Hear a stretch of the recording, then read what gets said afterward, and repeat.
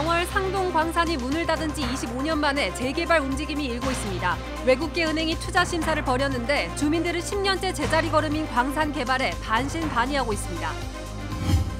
양양국제공항을 모 기지로 하는 저비용 항공사 플라이강원이 취항했습니다.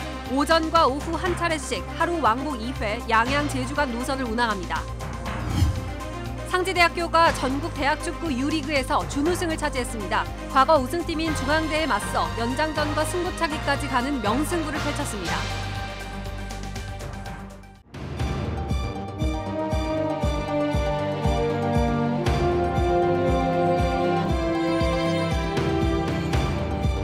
안녕하십니까? 뉴스데스크 원주입니다. 영월 상동 중석광산에 올 연말 900억 원을 투자할 예정인 독일계 은행이 마지막 실사를 벌이고 있습니다. 투자가 성사되면 상동에 일자리만 1000개가 생기는 건데요.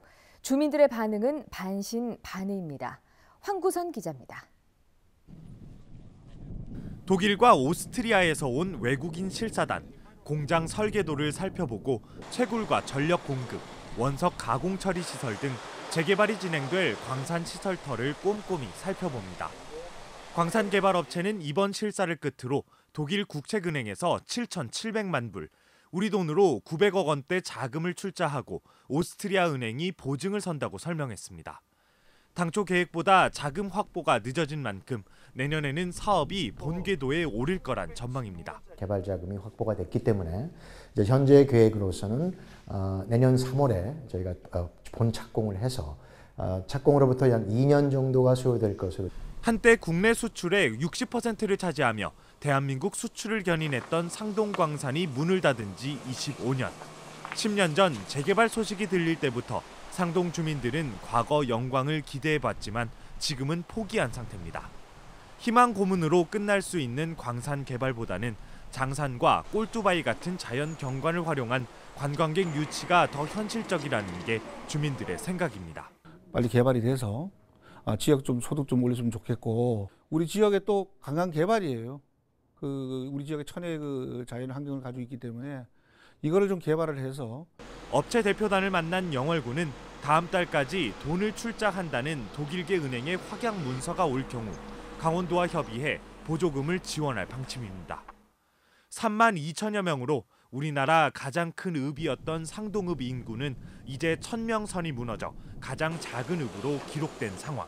주민들은 옛 번영하던 시기에 상동까지는 아니더라도 지역 소멸을 막고 먹고 살 거리가 되는 산업이 들어오길 염원하고 있습니다. MBC 뉴스 황구선입니다. 양양공항을 모 기지로 하는 플라이강원이 양양 제주 노선에 첫 취항했습니다. 다음 달에는 국제선 취항도 예정돼 있어서 지역 경제가 활성화될 거라는 기대가 커지고 있습니다. 박은지 기자입니다. 양양공항 모기지 항공사인 플라이강원이 첫 날개를 폈습니다. 항공운수면허 취득 3수 끝에 열린 첫 번째 행선지는 제주. 양양에서 매일 오전, 오후 두 차례 출발하는 186석의 비행기는 오전편에 일부 승객의 노쇼가 발생했지만 첫날 티켓이 모두 매진됐습니다. 다음 달까지 취항 이벤트로 강원도민 특가 할인이 진행돼 11월 예약률이 80%에 육박하는 등 호응을 얻고 있습니다. 한번 가려면 좀 멀리 가서 가야 되잖아요. 가까운 데서 이렇게 갈 수 있어가지고 참 좋은 것 같아요. 강원도는 제주도와 업무 협약을 맺고 현지 홍보를 적극 지원하기로 했습니다. 국내선 제주 노선 취항을 시작으로 국제공항이라는 이름에 걸맞은 국제선 개설이 본격적으로 이어집니다. 다음 달 2호기를 들여와 대만 타이베이 노선의 국제선을 첫 취항하고 내년 상반기에는 대만 타이중, 가오슝, 베트남, 필리핀 노선도 발빠르게 확충할 계획입니다. 외국 관광객 운송에 주력하는 플라이강원은 현지 에이전시와 계약하고 모객에 들어갔다고 밝혔습니다. 자연의 아름다움과 평창 동계올림픽 이후의 사후시설 활용, 그 외에 70년간 분단의 아픔을 지니고 있는 DMZ를 아름답고 세련되게 갖고 와서 외래 관광객들한테 소개하는 전략을. 마찰을 빚는 한일 관계, 홍콩 민주화 시위 등 소형 항공사의 여건이 악화된 가운데 출범한 플라이강원. 신생 항공사인 플라이강원이 자리를 잡기 위해선 강원도의 행정적, 재정적 지원도 필요합니다. 양양군과 플라이강원도 외국 관광객 유치와 지역 인재 채용 등에 서로 힘을 모으기로 했습니다. 강원도민들이 이제 더 이상 갇혀 살기를 거부하고 지난 70년의 질곡을 벗고 멀리 가는 그런 주민들이 되고자 합니다. 2002년 문을 연 양양국제공항의 첫 모기지 항공사인 플라이 강원이 본격적으로 하늘길 개척에 나섬에 따라 강원도 관광 활성화에 새로운 기폭제가 될 수 있을지 관심이 모아지고 있습니다. MBC 뉴스 박은지입니다. 상지대가 사상 처음으로 대학 축구 U리그 결승에 올랐는데요. 아쉽게 준우승에 그쳤습니다. 이번 시즌 특유의 조직력과 끈기로 저력을 증명하며 대학 리그의 새로운 강자로 부상하고 있습니다. 권기만 기자가 취재했습니다. 드라마 같은 승부였습니다. 상지대는 후반 8분 신성범이 상대 수비 실수로 시작된 찬스를 골로 연결시키며 앞서갔습니다. 하지만 후반 37분 중앙대 프리킥이 그대로 골로 연결되며 승부는 연장으로 이어졌습니다. 연장전에서도 승부를 가리지 못하고 결국 승부차기. 마지막 킥이 골대를 맞추며 상지대는 첫 준우승에 만족해야 했습니다. 최근 4번의 대학 리그에서 2번의 우승을 차지한 팀과의 쉽지 않은 승부가 예상됐지만 선수들은 투지로 극복해내며 명승부를 펼쳤습니다. 저희 선수들이 오늘 마지막까지도 열심히 해줬지만 포기하지 않고 끝까지 해준 것이 아마 그래도 이렇게 결승전까지 올라올 수 있지 않았나. 그래도 열심히 해준 선수들께 사실 너무 고맙습니다. 상지대는 이번 리그 출전 선수 23명 가운데 9명을 1학년으로 구성해 좋은 성적을 거뒀습니다. 상지대의 앞으로가 더 기대되는 이유입니다. 이제 어른 선수들이 더 파이팅 있고 패기 있게 신인답게 그런 점으로 더 상지대학교를 위해서 헌신하고 열심히 하도록 하겠습니다. 상지대의 사상 첫 결승 진출에 학생과 시민들까지 경기장을 찾아 뜨거운 응원을 보냈습니다. 올해 대학리그에서 돌풍을 일으키며 결승까지 오른 상지대. 이번에는 아쉬운 준우승이지만 다음에는 우승컵으로 실력을 증명해내겠다는 각오입니다. MBC 뉴스 권기만입니다.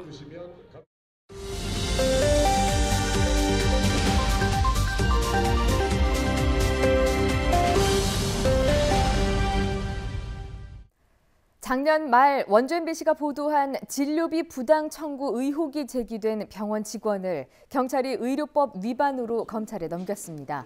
원주경찰서는 원주 모 병원 간호조무사 A씨가 환자의 비타민 주사를 허위로 청구해 진료비를 받는 등의 의료법 위반 혐의를 포착해 기소 의견으로 검찰에 송치했습니다. 원주시 보건소는 1심 재판에서 A씨가 유죄 선고를 받을 경우 A씨에 대한 자격 정지와 병원 과태료 처분 등의 행정 조치를 내릴 방침입니다.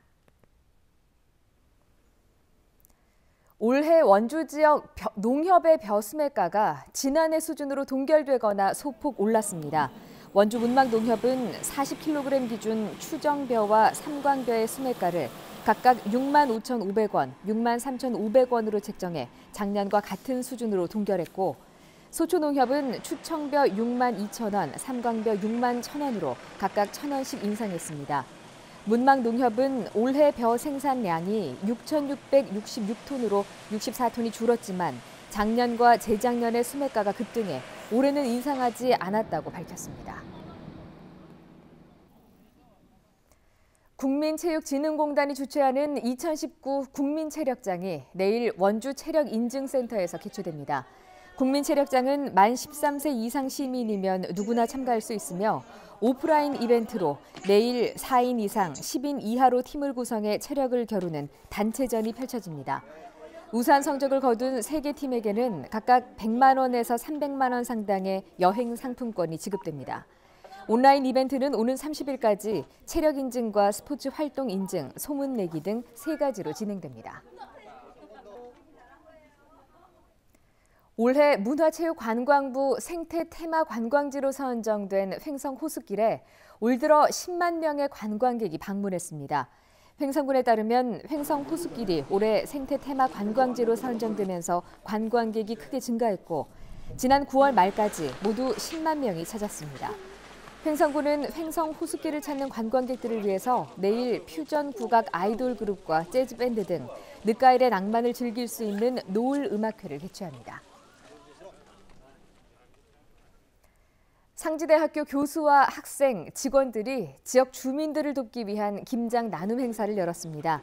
대학 구성원들은 오늘 교내 식당에서 원주 우산동 행정복지센터, 지역사회보장협의회 등과 함께 절임 배추 500kg으로 김치를 담갔습니다.